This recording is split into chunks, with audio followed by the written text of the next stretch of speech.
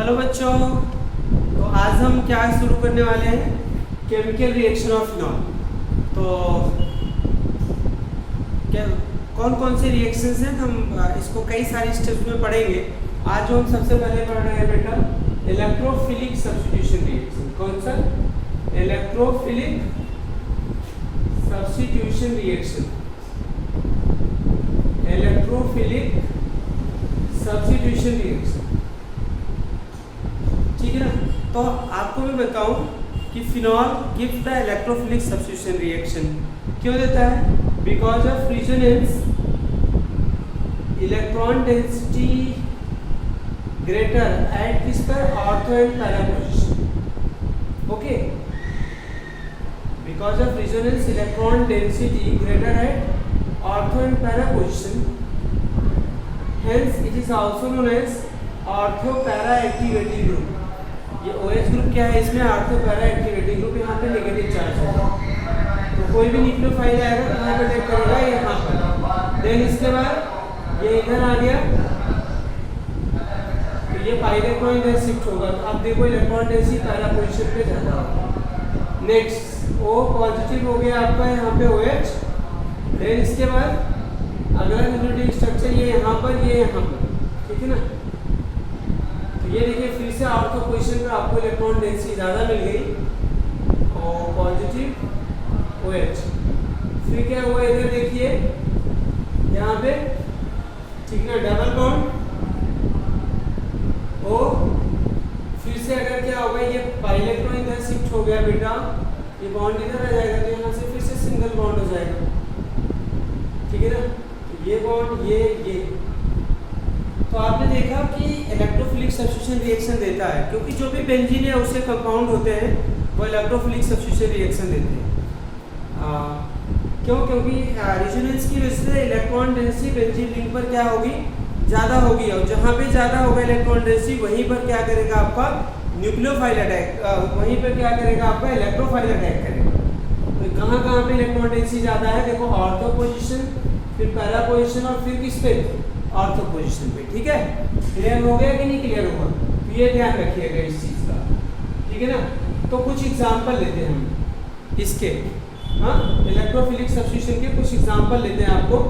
तो जैसे मैं सबसे पहले आपको नाइट्रेशन ले लूँ, बहुत इंपॉर्टेंट है बेटा नाइट्रेशन वाला पार्ट। नाइट्रेशन का मतलब क्या होता है बच्चों? Introducing of NO2 group. Introducing of NO2 group, जो कि आपने 11वीं में पढ़ा है, NO2 ग्रुप को इंट्रोड्यूस करना। अब ये बताइए तो नाइट्रेटिक मिक्सचर क्या होते हैं? नाइट्रेटिक मिक्सचर क्या होते हैं, याद रखिएगा। नाइट्रेटिक मिक्सचर ये होता है आपका HNO3 प्लस क्या होगा? H2SO4। HNO3 और क्या होगा? H2SO4 के मिक्सचर को क्या बोलते हैं? नाइट्रेटिक मिक्सचर बोलते हैं। तो यहाँ भी क्या होगा, अगर मैं आपको बताऊं फिनॉल है, यहाँ पे फिनॉल है तो इसको किसके साथ लेकर आए? डाइल्यूट HNO3 के साथ लेकर आए, ठीक है ना। तो डाइल्यूट HNO3 के साथ जब लेकर आया आपने तो क्या दिया बताइए? Ortho nitrophenol and para nitrophenol, इसका मिक्सचर बना। क्योंकि ऑर्थो पैरा डायरेक्टिंग है तो क्या होगा? ये बनेगा आपका, ये आपका ऑर्थो नाइट्रोफिनॉल है, ऑर्थो नाइट्रोफिनॉल। एंड दूसरा क्या है बच्चे? Para nitrophenol. ये मिक्सचर दिया, ओके। तो आप ये बताइए दिस मिक्सचर कैन, देखिए, can be separated by the steam distillation method. कौन से मेथड से? This mixture separated by steam distillation method. इसको हम स्टीम डिस्टिलेशन मेथड से, डिस्टिलेशन आप सबने सुना होगा, क्या होता है बताइए? Distillation the process of changing of liquid, firstly liquid into vapour and then condense into again क्या होगा? Liquid. This process is called the distillation. यहाँ पे हमने बोला डिस्टिलेशन किससे कराना है? स्टीम से। पहले हीट करके भी करा सकते हैं डिस्टिलेशन, और स्टीम पास करके भी बाहर कर सकते हैं। क्यों करते हैं स्टीम डिस्टिलेशन मेथड से? इसको प्यूरिफाई, आपसे क्वेश्चन पूछा जाता है कि how can you separate the mixture of ortho and para nitrophenol? तो आप बताएंगे by the steam distillation method. कौन से मेथड से? स्टीम। व्हाई? बिकॉज, देखिए because orthonitrophenol is steam volatile. Learn रखिए, क्यों नहीं बना सकते? Orthonitrophenol is steam volatile. Steam volatile, steam volatile का मतलब क्या होता है कि स्टीम पास करने से ये क्या हो जाता है? वेपराइज हो जाता है।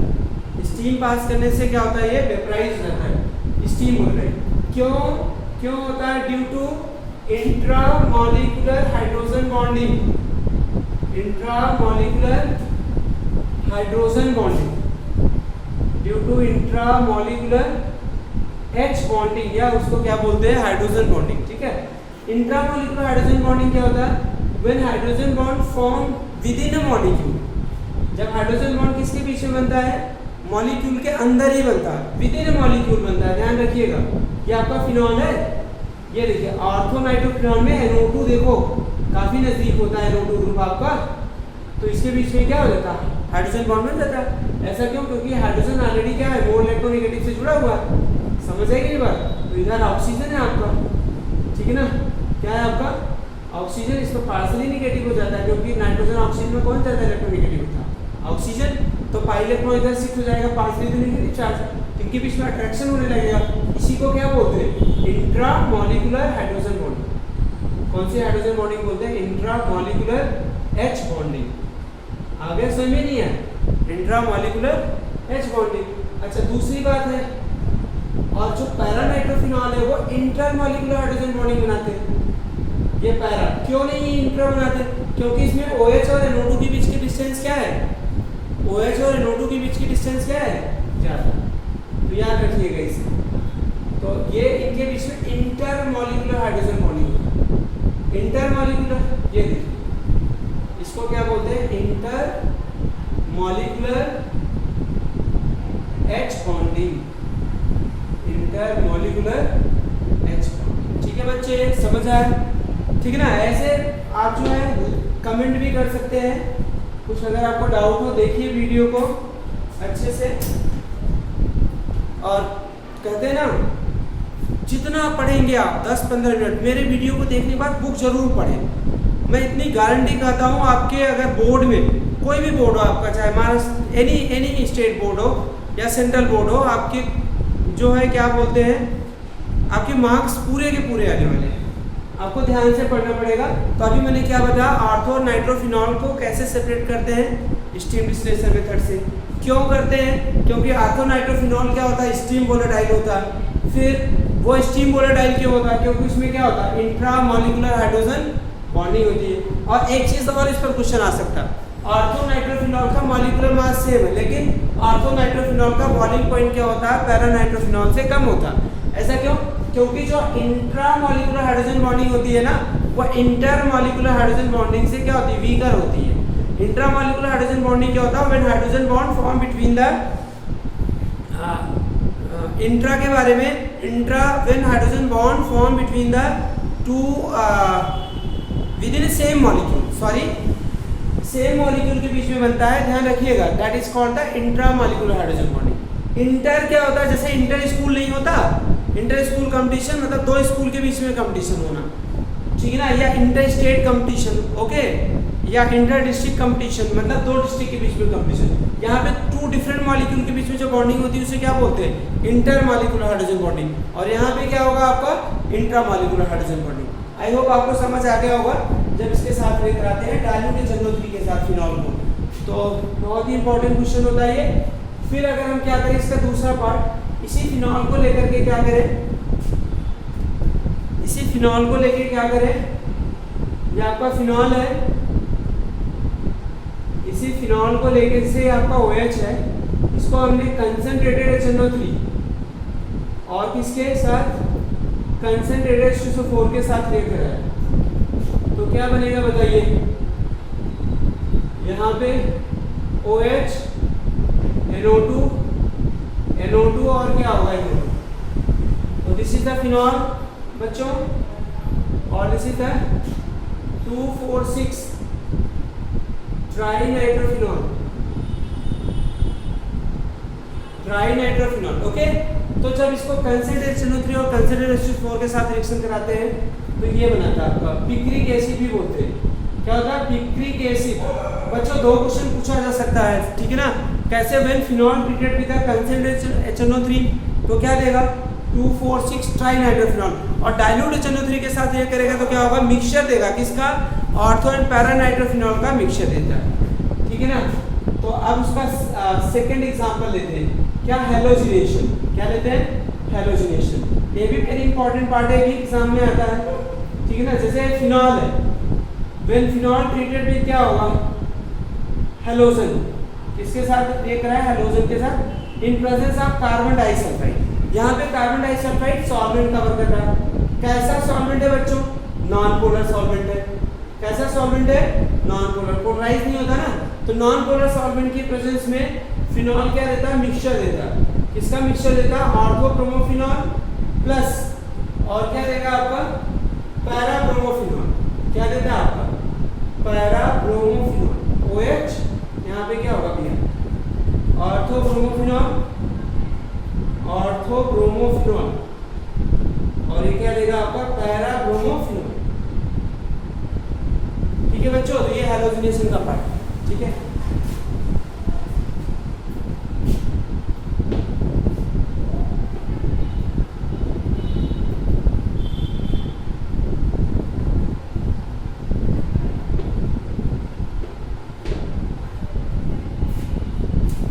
ठीक है बेटा, तो ये ध्यान रखिएगा। अगला पॉइंट है आपका, अगर हम इसी फिनॉल को किसके साथ लेकर आए बेटा एक्वस Br2 के साथ। Br2 क्या है एक्वस, फिनॉल को एक्वस Br2 के साथ लेकर आए तो क्या रहेगा बताइए। ये Br यहाँ पर यहाँ पर यहाँ पर, इसे क्या बोलते हैं 2,4,6 ट्राइब्रोमोफिनॉल, ठीक है ना। ये फिनॉल है, ये आपका क्या है फिनॉल है, और ये क्या देता है 2,4,6 ट्राइब्रोमोफिनॉल, ठीक है ना। तो याद रखना इस पर भी क्वेश्चन पूछा जाता है, जब फिनॉल को किसके साथ लेकर आते हैं एक्वस Br2 के साथ तो क्या देता है 2,4। बेटा पढ़ते रहिए मन लगा के, क्यों होता है कुछ चीजें लर्न भी करनी पड़ती है, यहाँ पे कुछ चीजें समझना भी पड़ता है, ठीक है ना। एक्वस Br2 की प्रेजेंस में हाईली एक्टिवेटिंग हो जाता है, क्यों, क्योंकि जो पोलर सॉल्वेंट होता है ना OH आयन के साथ जुड़ करके हाइड्रोनियम आयन बना देता है यहाँ से, तो उसका क्या हो जाता है मतलब एक्टिवेशन पावर बढ़ जाता है, तो सारे पर भेज देता है। समझ है कि नहीं बात, तो याद रखिएगा। नेक्स्ट है बेटा थर्ड रिएक्शन अब करा रहे हैं। तो जैसे हेलोरीन फ्रीडल क्राफ्ट रिएक्शन देता है, वैसे फिनॉल भी फ्रीडल क्राफ्ट अगर रिएक्शन देगा ना तो फ्रीडल क्राफ्ट रिएक्शन थर्ड, ये भी आपका इलेक्ट्रोफिलिक सब्स्टिट्यूशन में आता है बेटा C फ्रीडल क्राफ्ट रिएक्शन, ये इलेक्ट्रोफिलिक सब्स्टिट्यूशन का एग्जांपल है, ठीक है बच्चों।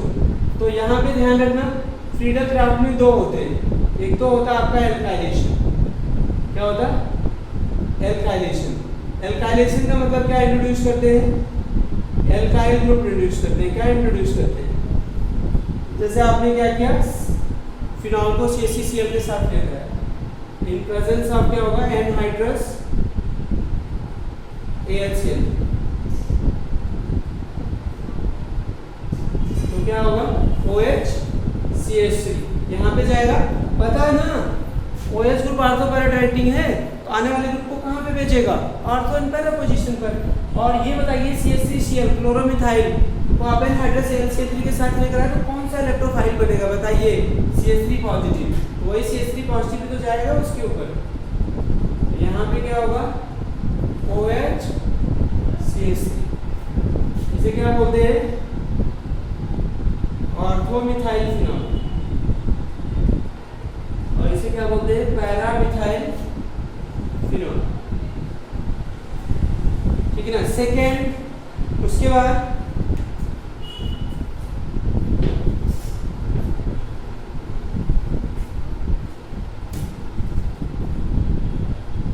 सेकेंड है आपका एसाइलेशन।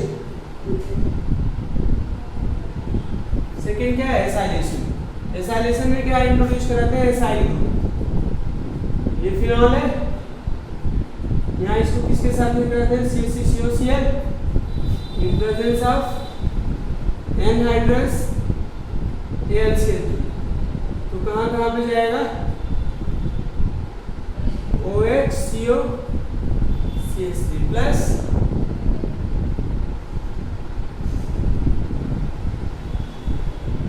OHCOCH। ठीक है ना। तो देखो ये एसाइलेशन, एसाइल ग्रुप इंट्रोड्यूस करता है। एसाइल ग्रुप क्या होता है बच्चों, ध्यान रखिएगा, आपका जो एसाइल ग्रुप होता है वो CH3CO ग्रुप होता है। क्या होता है, CH3CO ग्रुप। तो ये इंट्रोड्यूस हो जाता है और इसका नाम क्या होगा, 2-हाइड्रोक्सी एसीटोफिनोल। क्या होगा आपका, 2-हाइड्रोक्सी एसीटोफिनोल। और यहाँ पे क्या होगा, 4-हाइड्रोक्सी एसीटोफिनोल, 4-हाइड्रोक्सी एसीटोफिनोल।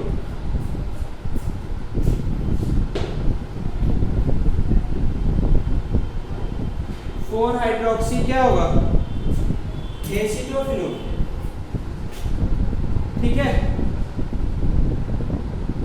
4-हाइड्रोक्सी क्या होगा आपका, एसीटोफिनोल, ध्यान रखिएगा।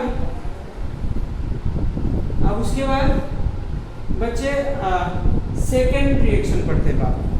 क्या पढ़ते हैं, सेकेंड रिएक्शन। नेक्स्ट है आपका वेरी इंपॉर्टेंट रिएक्शन, कोल्बी रिएक्शन। क्या होता है, कोल्बीज रिएक्शन। ये भी वेरी इंपॉर्टेंट रिएक्शन है। कोल्बीज रिएक्शन में फिनॉल से क्या बनाते हैं, कार्बोक्सिलिक एसिड। इसमें फिनॉल को लेते हैं, फिनॉल का मतलब बेंजीन पे कौन सा ग्रुप होता है, OH ग्रुप। ठीक है ना। पहले इसको सोडियम हाइड्रोक्साइड के साथ लिया करा। देखो ये बेस है, ये एसिड है, तो क्या देगा आप बताइए, वाटर निकल जाएगा तो क्या देगा, सॉल्ट देगा। क्या देगा, सॉल्ट। ये क्या देगा आपका, सोडियम फिनॉक्साइड। क्या देने वाला है, सोडियम फिनॉक्साइड। और सोडियम फिनॉक्साइड को क्या करिए, कार्बन डाइऑक्साइड के साथ लेकर आइए। तो कार्बन डाइऑक्साइड यहाँ पे ऑर्थो पोजीशन पे बेंजीन में इंट्रोड्यूस हो जाए। देखिए ये COOH यहाँ पे इंट्रोड्यूस हो गया। फिर इसको किसके साथ लेकर आए, एसिड के साथ। तो क्या बन गया बताओ, OH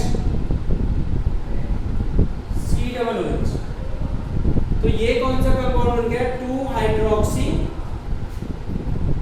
बेंजोइक एसिड। ये कौन सा कंपाउंड है, देखो बेंजोइक एसिड C है ना यहाँ पे, 2-हाइड्रोक्सी बेंजोइक एसिड। देखिए यहाँ पे दोबारा से OH ग्रुप रीगेन करना हो तो ONH से की जगह H आ जाएगा। यहाँ पे 2-हाइड्रोक्सी क्या होगा, बेंजोइक एसिड। ओके, इसको क्या बोलते हैं, सैलिसिलिक एसिड। सैलिसिलिक एसिड बोलते हैं। क्या बोलते हैं, सैलिसिलिक एसिड। और इसे क्या बोलते हैं, sodium salt of salicylate. Sodium salt of salicylate. और इसे क्या बोलते हैं, सोडियम फिनॉक्साइड। और इसे क्या बोलते हैं, फिनॉल।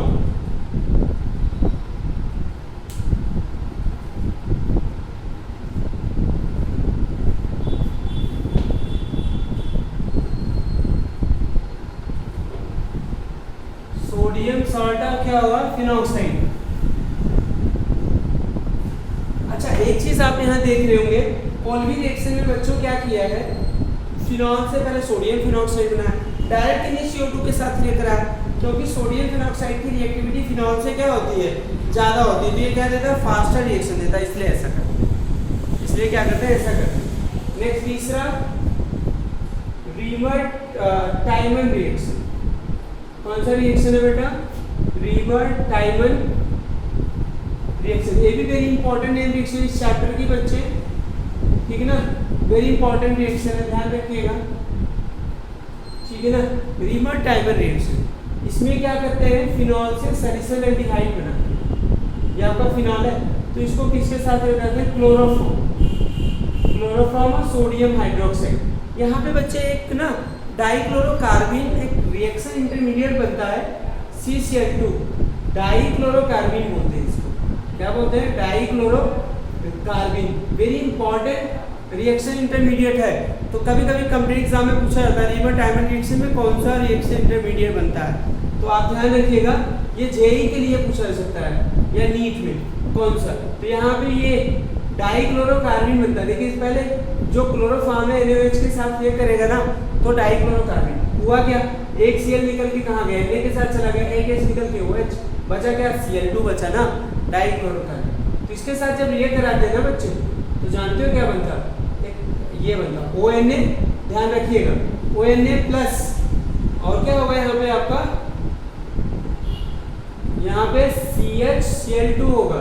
फिर हम इसको फर्दर सोडियम हाइड्रोक्साइड के साथ ये कराइए तो क्या हो गया बच्चों, यहाँ पे देखिए ONaCHO बन गया। फिर हमें दोबारा से ONA को वापस OH में कन्वर्ट करना है, तो किसी भी मिनरल एसिड के साथ ये करा दो, यहाँ पे OH हो जाएगा और ये क्या हो जाएगा CHO। इसे क्या बोलते हैं, 2-हाइड्रोक्सी बेंजल्डिहाइड, 2-हाइड्रोक्सी बेंजल्डिहाइड, ठीक है ना। इसको सैलिसिल एल्डिहाइड भी बोलते हैं, क्या बोलते हैं, सैलिसिल एल्डिहाइड, ध्यान रखिएगा। तो ये आज बहुत ही इंपॉर्टेंट रिएक्शन आपको बताया है। ये आपका 2-हाइड्रोक्सी बेंजल्डिहाइड या इसको बोलते हैं सैलिसिल्डिहाइड, सैलिसिल्डिहाइड, प्लीज देख के देखिए, ठीक है ना। ये कॉम्प्लेक्स बनता है बीच में, ये आपका क्लोरोफॉर्म होता है, CH3 क्या होता है, क्लोरोफॉर्म। तो बच्चों आज इतना ही, फिर हम अगली वीडियो में मिलेंगे। प्लीज़ लाइक, सब्सक्राइब और शेयर जरूर करें, इतना कोऑपरेशन आपसे रिक्वेस्टेड है। Thank you.